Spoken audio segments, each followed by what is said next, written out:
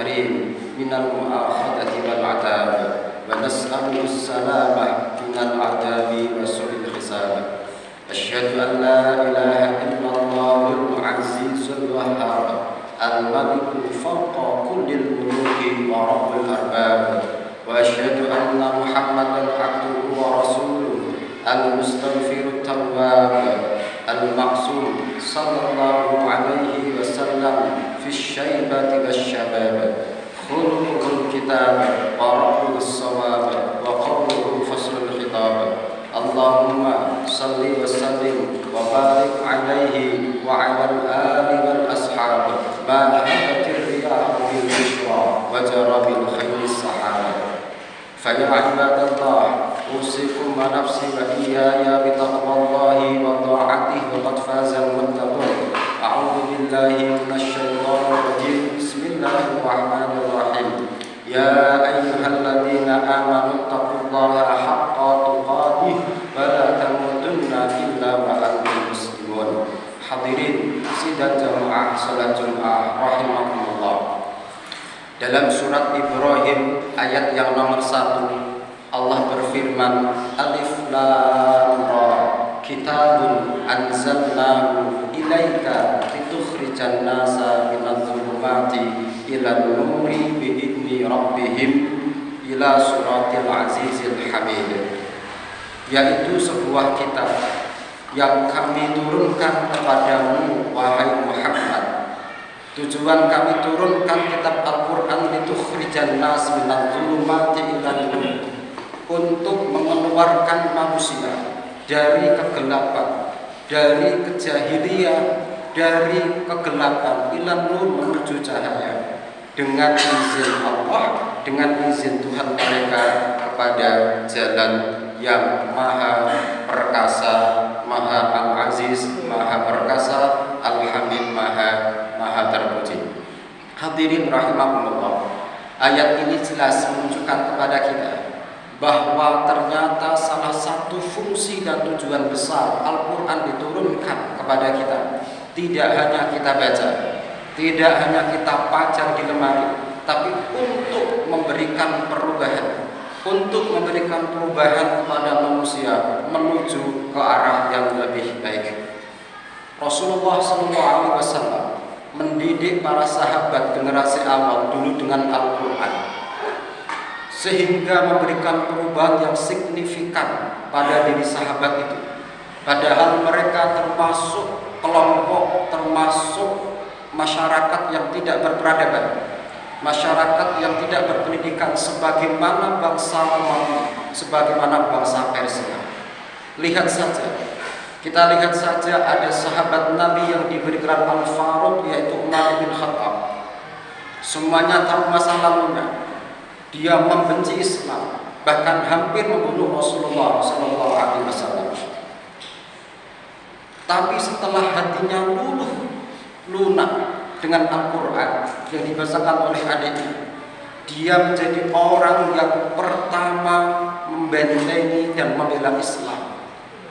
Dan beliau ada ayat-ayat Al-Quran turun, 16 pendapatnya menjadi sebab turunnya Al-Quran. Artinya ada sekian belas ayat turun itu membenarkan pendapat beliau. Padahal beliau manusia biasa, bukan Rasul dan bukan Nabi.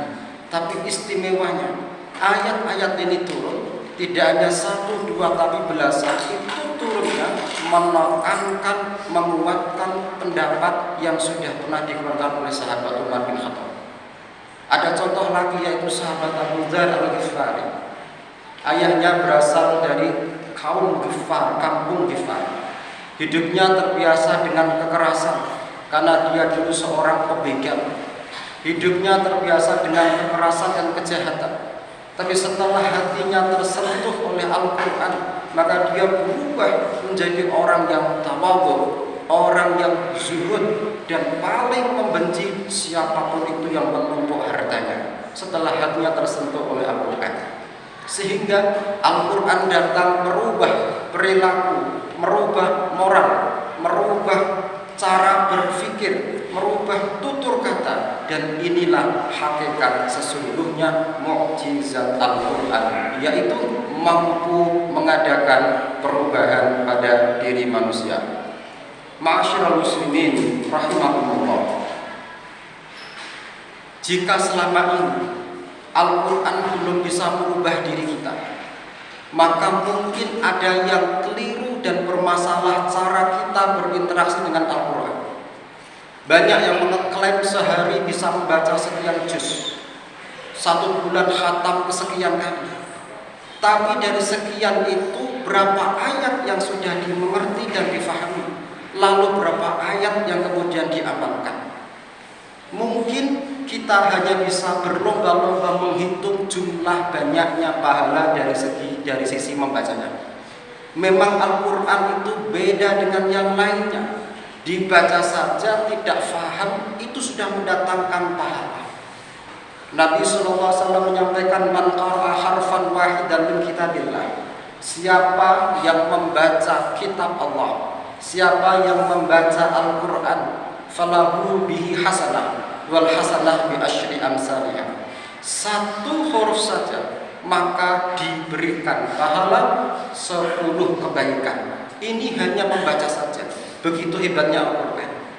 Tapi jika hadis ini kemudian kita fahami lebih dalam hatinya, maka kalau hanya membaca saja itu mendatangkan 10 kebaikan, maka apalagi dari rangkaian-rangkaian huruf kita itu mengerti, kita itu faham. Karena ada prestasi maka tentu tidak akan Allah samakan, karena ada prestasi di situ. Maka dari sisi hitung-hitungan pahala, tentu yang faham, yang mengerti mendapatkan pahala yang lebih banyak. Tapi kalau seandainya kita hanya sebatas membaca saja, maka manfaat Al-Quran itu nampaknya lebih sedikit daripada kita mengamalkannya. Dulu ada orang tokoh-tokoh Quraisy yang bernama Abu Jahal, Abu Lahab, dan Al-Walid ibnul Mughirah. Ketika orang ini tokoh Quraisy, orang besar, orang terpandang, orang berpendidikan, beberapa kali setiap malam datang ke rumah Rasulullah. Ngapain ketika orang ini ke rumah Rasul? Hanya untuk nguping dan mendengarkan Al-Quran yang dibacakan oleh Rasul. Ini 3 orang kafir malam-malam, tidak sekali, tidak 2 kali, tidak 3 hari, tapi kesekian kali ternyata senang untuk menyimak, mendengarkan bacaan Al-Quran yang dibaca oleh Rasulullah. Dan sirah sejarah mencatat ketika orang ini sampai meneteskan air mata. Al-Walid ibn Mughirah sampai mengatakan, wallahi laqad sami'tu min Muhammadin anifan kalama. Demi Allah, kata orang kafir ini, demi Allah, sungguh barusan aku mendengarkan dari Muhammad sebuah kalam. Ma huwa min kalamil jinni wala min kalamil insi. Ini bukan kalamnya manusia, ini bukan kalamnya jin. Artinya manusia jin tidak bisa membuat kalam seindah ini. Karena sebelumnya mereka bahkan di Mekah tersiar bahwa Al-Quran itu buatan Muhammad. Maka setelah Abu Jahal dan kawan-kawannya ini mendengarkan langsung, dia menjadi saksi bahwa Quran itu tidak bisa kalau ini modelnya buatan manusia. Karena inna lahu lahalawah wa inna alaihi latolawah. Karena indahnya, karena maknanya yang luar biasa, ini yang dirasakan oleh orang-orang kafir ini. Mungkin pertanyaan dari kita, mengapa ini yang notabene orang-orang kafir tapi bisa tersentuh hatinya oleh Al-Quran, sementara mungkin sebagian besar umat Islam itu susah tersentuh oleh Al-Quran? Di antara faktor yang mendasari karena kita selama ini membaca tapi tidak faham, tidak mengerti kandungan atau maksud yang kita baca, sehingga pada saat baca itu kita tidak mengerti apa yang diinginkan oleh Quran dari kita, sehingga perilaku kita tetap seperti ini. Hadirin sidang Jumat rahimakumullah, kebanyakan kita dalam mempelajari Al-Quran tidak menitik beratkan kepada nilai moral atau ruh Al-Quran. Kita hanya terbatas pada kesakralan dan ritualitas Quran itu semata. Padahal seandainya Al-Quran itu betul-betul kita baca, kita hafalkan, kita tadabburi, kita renungi, dan tentu kita amalkan semampu kita masing-masing. Tentu kita mungkin susah untuk mengamalkan Al-Quran sebagaimana generasi para sahabat, tapi ada kesanggupan, ada ghirah, semangat semampunya, maka insya Allah Quran itu akan masuk ke relung hati yang terdalam, akan menyingkap keburukan-keburukan dan penyakit-penyakit hati, sebagaimana yang disabdakan oleh Sayyidina Utsman bin Affan, "Lau taharat qulubukum ma syabitum min kalami rabbikum." Seandainya jiwa kalian, seandainya hati kalian itu suci dan bersih, kalian tidak akan pernah bosan dan kenyang dengan kalamnya Allah. Artinya kalau hati, kalau jiwa kita ini bersih, kita tidak akan merasa kenyang dan bosan dengan Al-Quran. Begitu luar biasanya Al-Quran, karena Al-Quran lebih dahsyat daripada mukjizat Nabi Musa alaihissalam yang berupa tongkat, yang dilemparkan menjadi ular dan dipukulkan membelah lautan. Mukjizat Al-Quran lebih dahsyat daripada mukjizat Nabi Isa yang bisa menyembuhkan orang yang buta, bahkan bisa menghidupkan orang yang sudah mati. Karena ini mukjizat ketika dilakukan tidak menjadikan umatnya beriman. Apakah setelah kemudian tongkatnya Nabi Musa dilemparkan di hadapan Fir'aun lalu Fir'aun beriman? Tidak, dia justru malah membenci Nabi Musa. Mukjizat ini yang ditunjukkan tidak menyadarkan, tidak langsung menyadarkan. Apakah Nabi Isa dengan kehebatannya itu, dengan sekian banyak mukjizatnya, lalu setelah ditunjukkan umatnya beriman, tambah disalahfahami, dianggap sebagai anaknya Tuhan? Tapi Al-Quran mampu mengeluarkan manusia dari umat yang tidak berperadaban. Kita bisa lihat banyak sejarah bagaimana kondisi manusia sebelum Quran turun, terutama kita sebut atau kita kenal dengan nama istilah zaman jahiliyah. Itu zaman moral, tidak ada moral sama sekali. Gara-gara hal sepele membunuh, bayi perempuan yang kecil dibunuh hidup-hidup, dikubur hidup-hidup, perempuan dihinakan. Maka setelah Al-Quran turun, semua umat-umat itu keluar menjadi khairu ummah, menjadi umat yang terbaik. Dan inilah hakikat mukjizat Al-Quran, yaitu mampu memberikan perubahan pada diri manusia. Ma'asyiral muslimin rahimakumullah. Dulu generasi sahabat dan tabi'in, cara belajar Al-Quran itu mereka dapat 10 ayat dari Rasulullah, tidak mau pindah kepada ayat berikutnya. Mereka mengatakan, "Idza kunna nata'allam minan nabi asyra ayat." Ketika kami mempelajari 10 ayat dari Nabi, lam nujawizha hatta nata'allam fiha minal ilmi wal amal. Ketika kami dulu taklim belajar sama Nabi 10 ayat, ada ayat turun 10, ini kami belajar dari Nabi, kami tidak mau geser, kami tidak mau pindah ke ayat berikutnya sampai kami betul-betul nata'alam fiha minal ilmi wal amal, sampai kami benar-benar mengerti, faham 10 ayat itu dan kemudian bisa mengamalkannya. Inilah hakikat yang disebut dengan kehidupan Qur'ani, yaitu dalam segala lini sisi kehidupan di bawah naungan dan bimbingan Al-Quran. Tutur katanya, pola pikirnya, perilakunya, dan segala lini-lini kehidupan yang lain itu di bawah bimbingan Al-Quran. Inilah yang disebut kehidupan Qur'ani. Dan siapapun yang kehidupannya Qur'ani pasti akan dilimpahkan berkah dari Allah Subhanahu wa Ta'ala. Bagaimana tidak? Allah menyebut Al-Quran kitab yang berkah itu 4 kali dalam Al-Quran. Al-Quran disebut kitab yang penuh berkah, disebut di dalam Al-Quran itu 4 kali. Allah ulang sampai 4 kali. Dan kita semua sudah paham bahwa tikrar, kaidah mengulang atau kaidah pengulangan dalam Quran itu maknanya adalah taukid, yaitu menguatkan. Jadi jika Al-Quran mengulang ayat, Al-Quran mengulang sebuah kata di situ, berarti ada yang ingin dikuatkan di situ. Allah mengulang sampai 4 kali.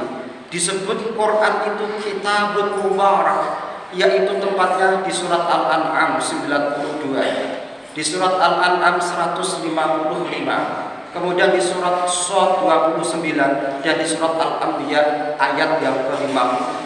Di empat tempat ini Allah mengulang, Allah menyebut Quran sebagai kitabun mubarak. Maka siapapun yang bersentuhan dengan Quran pasti akan dapat efek dari barokahnya.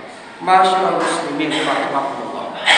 Kita lihat malaikat Jibril ketika Al-Quran turun lewat perantara malaikat Jibril, maka sejak itu predikatnya adalah Sayyidul Malaikah, yaitu penghulunya malaikat yang diberi gelar Ar-Ruhul Amin. Bulan Ramadan, ketika Al-Quran turun di bulan ini, yang ini dulu bulan biasa, kita tahu bahwa bulan yang mulia itu hanya 4, minha arba'atul hurum, yaitu Muharram, yaitu Zulqa'dah, Zulhijjah, Muharram dan Rajab.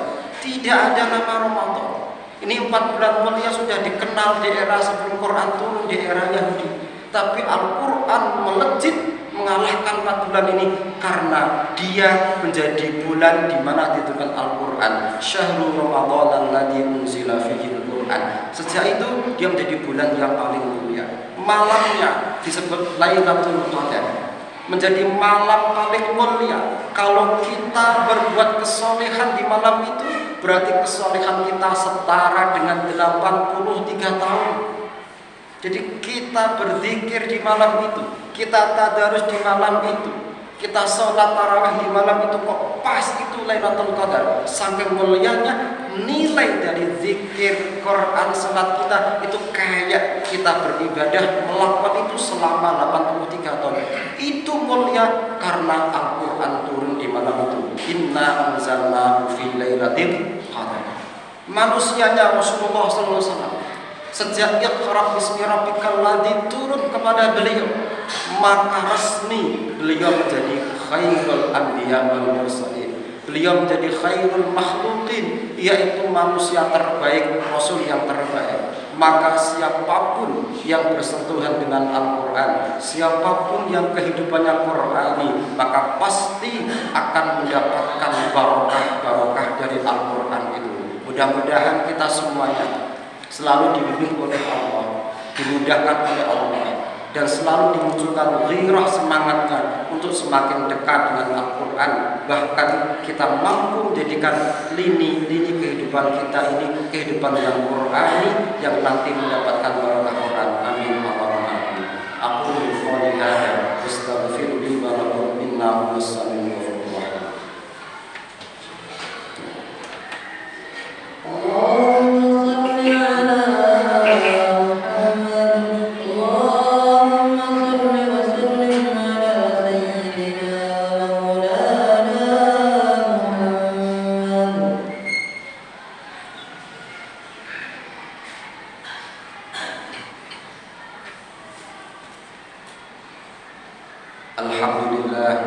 Alhamdulillahilladzi arsala rasulahu bil huda wa dinil haqq liyudhhirahu 'ala dini kullihi wa law karihal kafirun. Asyhadu an la ilaha illallah wahdahu la syarika lah wa asyhadu anna Muhammadan 'abduhu wa rasuluhu la nabiyya wa la rasula ba'da. Allahumma shalli wa sallim wa barik 'ala nabiyyina Muhammadin wa 'ala alihi wa ashabihi ajma'in. Faya ma'asyiral muslimin, ittaqullaha haqqa taqwa. A'udzu billahi minasyaitonir rajim. Bismillahirrahmanirrahim. Ya ayyuhalladzina amanu taqullaha wa qulu qawlan sadida yuslih lakum a'malakum wa yaghfir lakum dhunubakum wa may yuti'illaha wa rasulahu faqad faza fawzan 'azima. Innallaha wa malaikatahu yusholluna 'alan nabi ya ayyuhalladzina amanu shallu 'alaihi wa sallimu taslima. Wa radallahu 'anil khulafa'ir rasyidin wa azwajil ummahatil mu'minin wa 'anis sahabati wat tabi'in wa 'anil mu'minina wal mu'minati ila yaumiddin wa 'anna ma'hum bi rahmatika ya arhamar rahimin. Allahumma ighfir lil muslimina wal muslimat wal mu'minina wal mu'minat innaka sami'un qaribun mujibud da'wat. La ربنا ظلمنا أنفسنا وإن لم تغفر لنا وترحمنا لنكونن من الخاسرين اللهم يا منزل الكتاب ويا فاتح الأبواب والجامع الأحباب نسألك أن ترزقنا رزقا كالأنهار وأن تهون علينا كل صعب وأن تجعل لنا من كل هم فرجا ومن كل ضيق مخرجا يا عزيز يا جبار ربنا آتنا في الدنيا حسنة وفي الآخرة حسنة وقنا عذاب النار عباد الله إن الله يأمركم بالعدل والإحسان وإيتاء ذي القربى وينهى عن الفحشاء والمنكر والبغي يعظكم لعلكم تذكرون